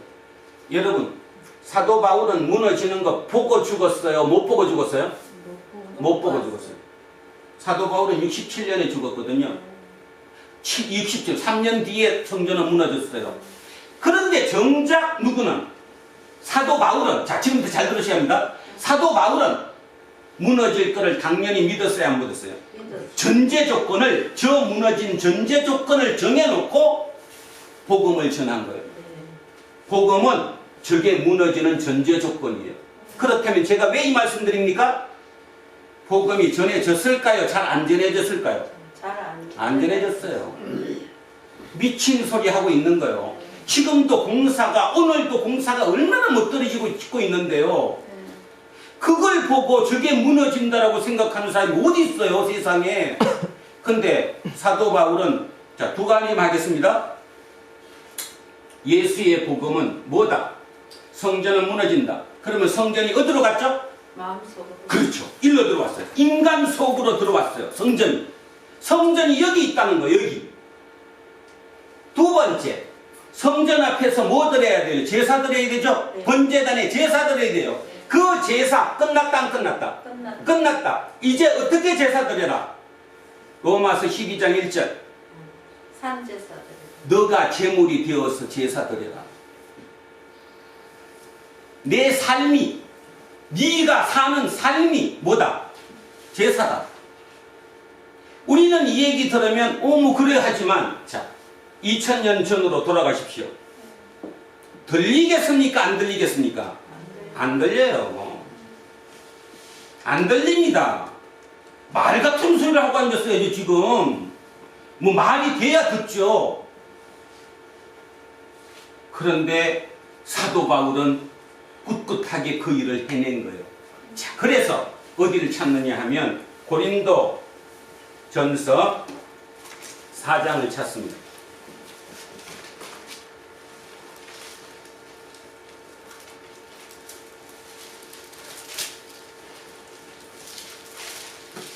자, 고린도전서 4장 267쪽 정도 될 것 같은데 267쪽. 자, 그러면 제가 왜 이거를 고린도전서랑 연결해서 하느냐 하면 실제 그 로마 시대 당시에 지금 현대 대한민국 사회와 가장 흡사했던 곳이 어디일까요? 고린도입니다. 왜냐하면 고린도는 그 당시에 무역도시였어요. 무역도시. 자, 그리고 두 번째는 고린도는 성전도시였습니다. 신전들이 엄청나게 많았습니다. 여러분 세계사에 배웠던 아폴론 신전, 그 유명한 아폴론 신전이 어디에 있어요? 고린도에 있어요. 또 하나, 아프로디테 신전. 그렇게 하면 여러분 조금 어색한데 우리 귀에 익숙한 걸로 바꾸면 비너스 신전. 비너스가 누구예요? 미의 여신. 여신인 미의 여신 비너스 신전. 그게 어디에 있었어요? 고린도에 있었어요. 그 비너스 신전, 아프로디테의 신전은 여자 신이에요. 그죠? 그래서 여기는 뭘 해야 돼요? 남자와 여자가 섹스를 통해서 합일이 되는 곳이에요. 힘을 얻는 곳이에요. 에너지를 얻는다 이런 뜻입니다. 그들을 신창이라고 부릅니다. 성전에 있는 창녀. 그래서 신창. 그 신창을 1000명씩 뽑았대요. 그것도 뽑았대요. 아무나 뽑는 게 아니라 골라서 능력 있는 것으로. 그 1000명이 매일 그 아프로디테 신전 근처에서 이렇게 신창 역할을 하는 거예요. 그랬던 도시가 어디예요? 고린도예요. 그래서 우리 저거 있잖아요. 고린도에 대한 얘기하면 아들이 아버지의 부인 계모하고 살았다고. 그게 고린도 교회 내에서 사도 바울 열받았죠. 말도 안 된다. 쫓아내라 안 쫓아내라? 쫓아내라. 그런데 그들은 쫓아내지 않았어요. 왜? 여러분 지금 들으면 이해가 안 가죠. 어떻게 아들이 계모하고 아버지랑 같이 살던 여자를 같이 사냐고. 그게 횡행했던 곳이 고린도입니다. 왜냐하면 무역도시였거든요. 무역도시다가 보니까 전 세계에서 그 당시로 세계에서 무역, 상업하는 사람이 모여가지고 정보를 얻어야 돼요. 정보를 얻는 곳이 가장 좋은 데가 어딥니까? 여자 입이잖아. 그 정보를 얻는 곳. 그래서 글로 몰려들 수밖에 없었던, 쉽게 말해서 아주 음란하고 현대 우리 사회와 아주 많이 흡사한 곳, 그것이 고린도입니다. 그래서 고린도에서 사도 바울이 뭐를 했어요? 이거 이제 복음을 전했어요. 핵심이 뭐예요? 성전은 어디에 있다? 우리 마음속에 있다. 두 번째, 제사는 이제 양을 잡아서 드리는 게 아니라 어떻게 드린다? 네 자체가 너가 산 제물이 되어서 제사를 드린다. 이렇게 했던 거잖아요. 씨가 먹혔을까요? 안 먹혔을까요? 안 먹혔죠. 안 먹혀서 오늘 나온 겁니다. 그래서 제가 앞에부터 다 읽지 않고 9절부터 한번 보시기 바랍니다. 제가 읽습니다. 9절. 267쪽 고린도전서 4장 9절입니다. 자, 지금 이제 우리가 들었던 것을 머릿속에 그리면서 천천히 한번 읽겠습니다. 내가 생각하건대 하나님이 사도인 우리를 죽이기로 작정된 자 같이 끄트머리에 두셨음에, 끄트머리 나오죠? 끄트머리에 두셨음에 우리는 세계 곧 천사와 사람에게 구경거리가 되었다. 우리는 그리스도 때문에 어리석었나 너희는 그리스도 안에서 지혜롭고, 우리는 약하나 너희는 강하고, 너희는 존귀하나 우리는 비천하여 바로 이 시각까지 우리가 줄이고 목마르며 헐벗고 매맞으며 정처가 없고 또 수고하여 친히 손으로 이 일을 하며 모욕을 당한 적 축복하고 박해를 받은 적 참고 비방을 받은 적 권면하니 우리가 지금까지 세상의 더러운 것과 만물의 찌꺼기 같이 되었대요. 그러면서 내가 너희를 부끄럽게 하려고 이것을 쓰는 것이 아니라 오직 너희를 내 사랑하는 자녀같이 권하려 하는 것이라. 그리스도 안에서 일반 스승이 있으되 아버지는 많지 아니하니 그리스도 예수 안에서 내가 복음으로써 너희를 낳았습니다. 눈물겹죠? 무슨 뜻입니까? 너네들이 지금 그리스도 안에 있다고 얘기를 하지, 그리스도 안에 있으면서도 이게 옳다, 이게 맞다, 저게 맞다고 하는 스승들이 10,000명이 넘게 있다는 거야. 수만 명의 스승이 있다. 너네들이 그분들, 그 사람들 말을 따르고 있지. 근데 나는 그런 스승이 아니라 너를 놓은 아버지다. 아버지는 한 분밖에 없다. 어떻게 놓은 자식이 아버지가 여름이 될 수 있느냐? 나는 아버지다. 그 아버지의 마음으로 너희를 낳았다. 그래서 내가 너희한테 이 얘기하는 거다. 그러면서 16절 보십시오. 16절 다 같이 있습니다. 시작. 그러므로 내가 너희에게 권하노니 너희는 나를 본받는 자가 되라. 눈물겹지 않습니까? 시도 먹히지 않습니다. 성전은 없다. 네 마음속에 성전이 있다. 제사 가서 지낼 필요 없다. 그 신전 많은 곳에서 어디서 지내라? 네가 산 제물로 제사. 시도 안 먹혔어요. 그러면 다른 사람이 와서 또 얘기합니다. 사도 바울 그 엉터리야. 말이 안 돼. 성전이 망하지도 않는데 무슨 성전이 글러와. 제사는 신전에 가서 드려야지. 사람들이 그렇게 얘기했다는 거예요. 그러면 당연히 고린도 교회 교인들은 그 사람들 말 듣지 사도 바울 말을 듣겠습니까? 안 듣지? 그러니까 오늘 울분을 토하는 거잖아요. 나는 지금 이렇게 약하게 살고 이렇게 고통 속에 끄트머리에 사는데 너네들은 지금 최고 높은 데 살고 있지 않냐. 지금 욕하는 거예요. 이것도 잘못 읽으면 오해할 수 있습니다. 사도 바울이 이렇게 힘들게 살기 때문에 그 대가로 나는 높은 데서 살아. 이렇게 보면 안 되는 거예요. 지금 사도 바울이 교인들을 공격하는 거예요. 지금. 그러면서 16절이 결론이잖아요. 너네들 누구 따르라? 나 따르라. 아버지를 따르라. 나는 스승이 아니다. 아버지다. 아버지는 한 분밖에 없다. 스승들은 수만 명이다. 여러 사람 얘기 듣지 말고 아버지 얘기 들어라. 내 얘기. 나를 따라라. 따랐겠어요? 안 따랐겠어요? 안 따랐죠. 예? 안 따랐습니다. 진짜 소수의 몇 명이 그럴 수도 있겠는데 따랐죠. 그리고 오늘 이 본문을 읽은 아까 누가복음 본문을 읽는 그 공동체 식구들은 그걸 읽으면서 어떤 생각이 들었을까요? 아, 그분이 맞았네. 예수가 옳았네. 다시 힘을 얻었겠죠. 심각하죠. 진짜 심각합니다. 똑같은 성경을 읽고 날마다 성경을 묵상하고 설교를 들었음에도 불구하고 우리는 지금 뭔가에 어긋난 아까 그 성전을 짓는 그 모습, 그 외형에 우리의 모든 것을 쏟고 있었던 거예요. 가치를 추구했어야 되는데 새로운 시대가 바뀝니다. 코로나가 다시 우리를 원래의 모습대로 되돌려 가진 않습니다.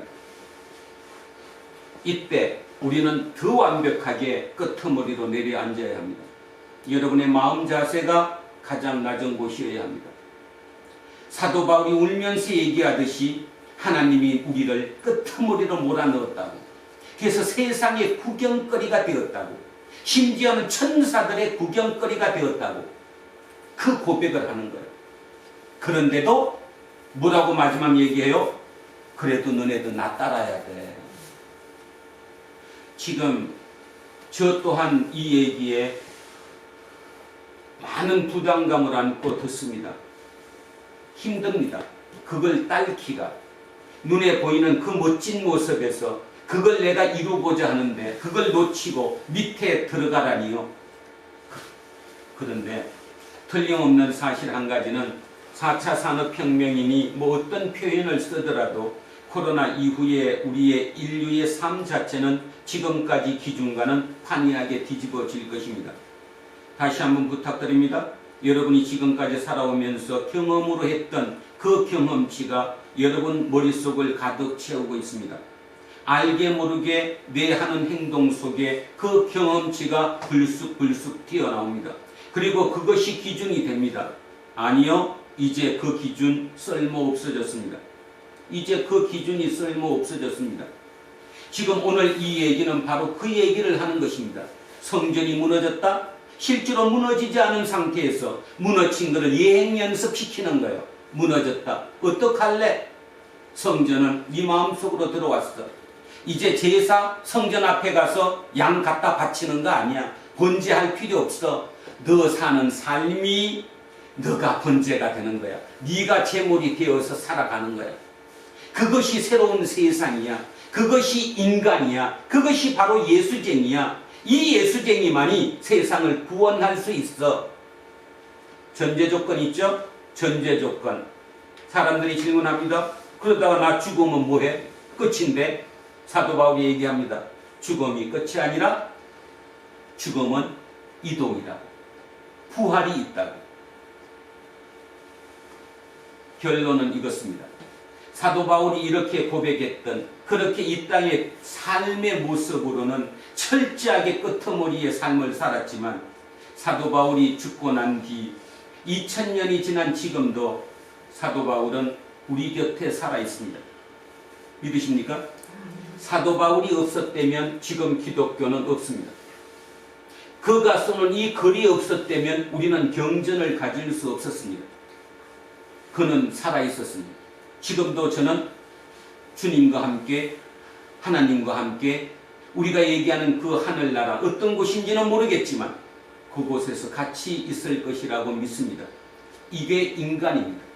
아무리 내가 기르는 개가 이쁘고 사랑스럽고 똑똑해 보여도 개는 그렇게 가치를 추구하며 살지 않습니다. 오직 유일한 인간만이 가치를 추구하며 삽니다. 바로 그게 신이 있다는 전제 조건이고 그 가치의 토대가 바로 하나님이라는 사실, 예수라는 사실 잊지 않으셔야 하리라고 생각합니다. 바로 그것을 위해서 오늘 우리는 또 한 번 새롭게 출발을 합니다. 세상은 무섭습니다. 무섭게 변할 뿐더러 손가락질합니다. 혹시 여러분도 그런 손가락질을 받지 않으시나요? 왜 그런 교회 나가? 그 복도 못 받는 교회인데 그러진 않으시는지 모르겠습니다. 또 여기 와서도 혹시 그런 생각하지 않으셨나요? 내가 왜 이러지? 여러분 기억하십시오. 여러분은 지금 끄트머리에 있습니다. 다음번에 새로운 시대의 가장 높은 자리에 여러분이 지금 위치해 있는 겁니다. 사도 바울은 삶의 자리가 끄트머리였지만 마음속의 자세는 항상 머리였습니다. 내가 이 끄트머리를 지킴으로 인해서 내가 머리가 될 것이라는 그것을 복음으로 전했고 그 소수 누군가가 저 말이 맞을 수 있다고 믿음으로 인해 여기까지 기독교가 이어왔다는 것이지요. 그런데도 다시 지금 우리는 예전으로 돌아가고 있습니다. 성전의 멋진 모습에 경외감을 느낍니다. 그 앞에 서면 내가 자그마해집니다. 아닌데, 실은 그것이 전혀 아닌데 우리는 지금 그 임무를 띠고 오늘도 예배드렸다는 사실, 그리고 오늘 하나님께서 보내주셔서 여기서 저와 이 말씀을 함께 나눌 수 있었던 여러분 모든 분들, 그 중에서도 특별히 우리 젊은 친구들, 내가 앞으로 어떻게 살아야지, 내가 믿는 세상은 어떤 세상이지, 우리 부모가 살았던 세상과 내가 살 세상은 틀리겠지. 그렇지만 미래는 눈으로 보이지 않습니다. 머리로 생각하는 거죠. 머리로 생각하는 것입니다. 눈으로 보는 것이 아니라. 근데 요즘 젊은 사람들 중에 많은 사람들은 눈에 보여야 믿습니다. 눈에 보이는 게 정답이라고 생각합니다. 그리고 끝없이 하루를 삽니다. 가치 추구하지 않습니다. 하루 벌면 하루 멋지게 삽니다. 우리는 이 위기에서 새롭게 탄생해야 되고 예수님이 도대체 우리에게 주시는 게 무엇이며 도대체 부활이라는 의미가 무엇이며 예수가 왜 여기까지 살아왔는가를 깊이 새겨야 할 것이라고 믿습니다. 자, 모두로 돌아가서 마무리합니다. 앞으로 시대는 물질 문명이 그 면에 갈 것이고 정신 문명으로 바뀔 것이다. 거기에 토를 다는 사람들은 많지 않습니다. 그렇다면 우리는 물질 문명 속에서 가장 밑에 자리에 있을지 모르지요. 또 조금 더 현실적인 얘기를 하면 부모 잘못 만나서, 부모가 돈 없는 부모 만나서 지금 20대인 우리 젊은 친구들이 윗자리로 올라갈 방법이 없습니다. 아무리 요동을 쳐도 답이 없죠. 그래서 날마다 좌절하고 계신가요? 바로 여러분의 시대가 열리고 있는데도 불구하고 말이지요. 힘내시고 기도하시고 날마다 머릿속에 생각하시고 다른 거 다 제쳐놓고 오늘 기리성 교수가 우리에게 줬던 것처럼 신이 존재하느냐 안 하느냐 따지지 말고 내가 가치를 추구한다는 그 행위 자체가 바로 신의 전제 조건이라는 사실, 내 가치 추구의 토대가 신이라는 사실을 마음속에 깊이 새기고 다시 한번 힘내서 새로운 세상을 꿈꾸는 우리 두란노 공동체 모든 식구들이 되시기를 간절히 축원드립니다. 아멘. 기도하겠습니다. 살아계신 아버지 하나님, 오늘 2000년 전 예수님께서 그 아름답고 거룩하고 웅장하고 멋있는 그 성전 앞에서 이 성전이 무너지리라고 하신 말씀을 깊이 새겼습니다. 지금 우리가 그 입장에 서해 있습니다. 지금까지 경제성장, 모든 것이 성장 위주로 자본주의가 약 200년, 짧게는 100년 동안 폭발적으로 성장했습니다. 모든 것이 눈에 보이는 것이 답이었습니다. 인간이 모든 것을 만들어낼 수 있었거든요. 그 옛날 2000년 전에 예루살렘 성전보다 더 멋진 것을 지금 우리의 손으로 만들고 있거든요. 우리는 거기 앞에 서서 우리의 오만함, 우리의 교만함을 자랑하고 있습니다. 입으로는 하느님을 찾고 입으로는 주님, 주님 예수님을 찾지만 실제로는 우리의 능력을 믿는 것이지요. 그 와중에 코로나를 맞았습니다. 그 코로나를 통해 우리는 조금 더 겸손해질 수 있었습니다. 그럼에도 불구하고 이 와중에도 아직도 많은 사람들은 옛 기준을 내 머릿속에 생각합니다. 그래, 예전에도 해봤지, 이 정도쯤면 내가 충분히 극복할 수 있어, 우리는 이겨낼 거야. 그러나 세상은 다른 세상으로 접어들었습니다. 예전에 그 세상이 아닌 거죠. 기준이 바뀌었고 가치가 바뀌었습니다. 그 바뀐 세상에 더욱더 날마다 하나님을 마음속에 품고 내가 진정 성전으로 그리고 산 제물로 살아갈 수 있는 우리 공동체 모든 식구들이 되게 하옵소서. 감사드리며 거룩하신 우리 주 예수 그리스도 이름으로 기도합니다. 아멘. 자, 찬송가 463장입니다. 신자 되기 원합니다. 진심으로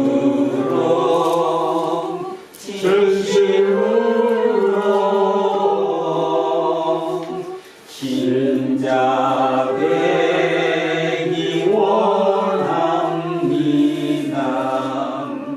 진심으로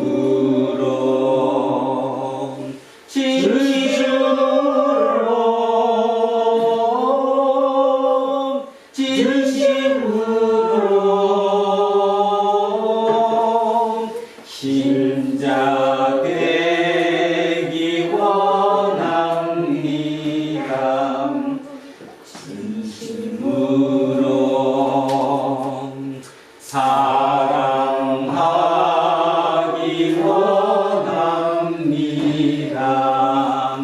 진심으로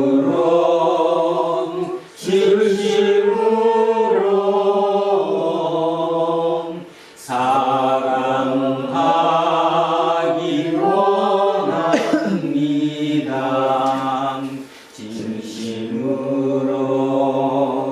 진심으로 사랑하기 원합니다.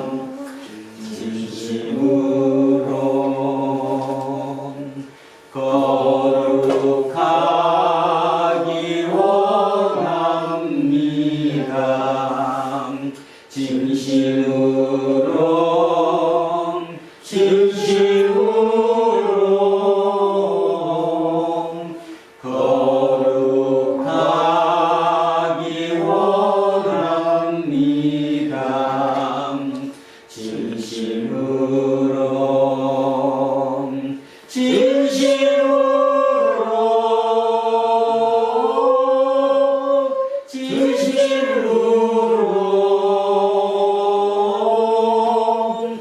거룩하기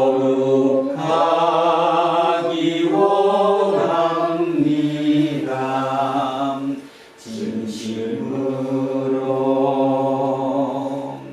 예수 닮기 원합니다. 진심으로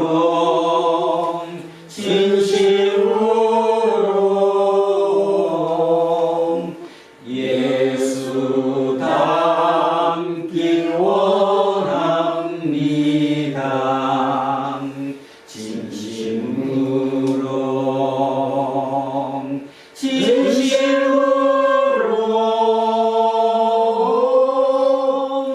진심으로 예수 닮기 원합니다.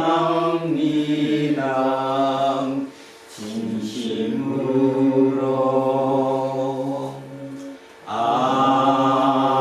아멘. 자, 다 자리에서 일어서십시오. 사도신경으로 신앙 고백드리겠습니다. 나는 전능하신 아버지 하나님 천지의 창조주를 믿습니다. 나는 그의 유일하신 아들 우리 주 예수 그리스도를 믿습니다. 그는 성령으로 잉태되어 동정녀 마리아에게서 나시고 본디오 빌라도에게 고난을 받아 십자가에 못 박혀 죽으시고 장사된 지 사흘만에 죽은 자 가운데서 다시 살아나셨으며 하늘에 오르시어 전능하신 아버지 하나님 우편에 앉아 계시다가 거기로부터 살아있는 자와 죽은 자를 심판하러 오십니다. 나는 성령을 믿으며 거룩한 공교회와 성도의 교제와 죄를 용서하는 것과 몸의 부활과 영생을 믿습니다. 아멘.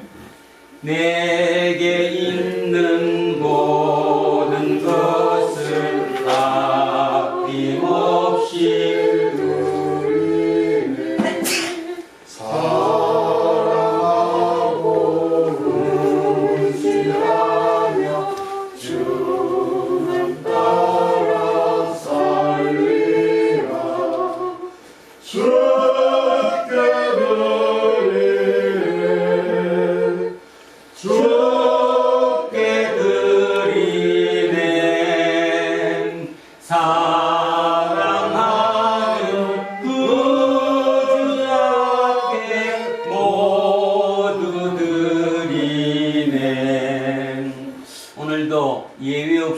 주님께 모든 것을 드립니다.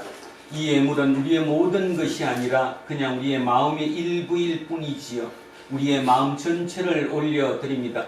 오늘 주님이 말씀하셨던 것처럼 주님이 죽을 수밖에 없으셨고 죽음을 통해 우리를 구원하시겠다 하셨던 그 메시지의 의미를 우리는 오늘 제대로 알아들었습니다.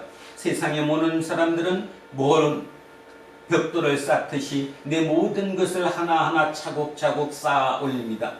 처음에 쌓아 올릴 때의 그 마음은 주님을 의지하고 하나님의 뜻이라고 생각해서 올리지만 그것이 쌓여지고 높아져서 멋있게 보이는, 그래서 신의 경지까지 도달하고 나면 우리 모두는 오만해지고 말지요. 그리고 우리는 알게 모르게 그 신으로부터 멀어지고 맙니다.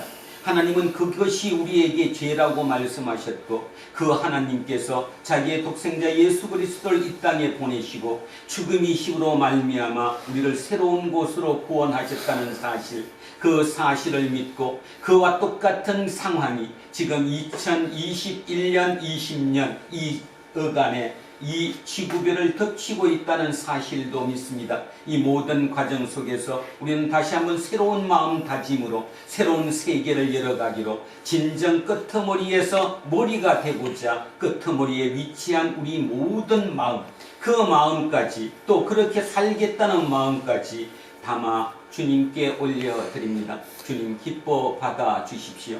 감사드리며 거룩하신 우리 주 예수 그리스도 이름으로 기도합니다. 아멘. 우리는 세상이 읽고 있는 성경이다. 우리는 세상이 원하는 신앙 고백이다. 우리는 세상이 관심 갖는 설교다.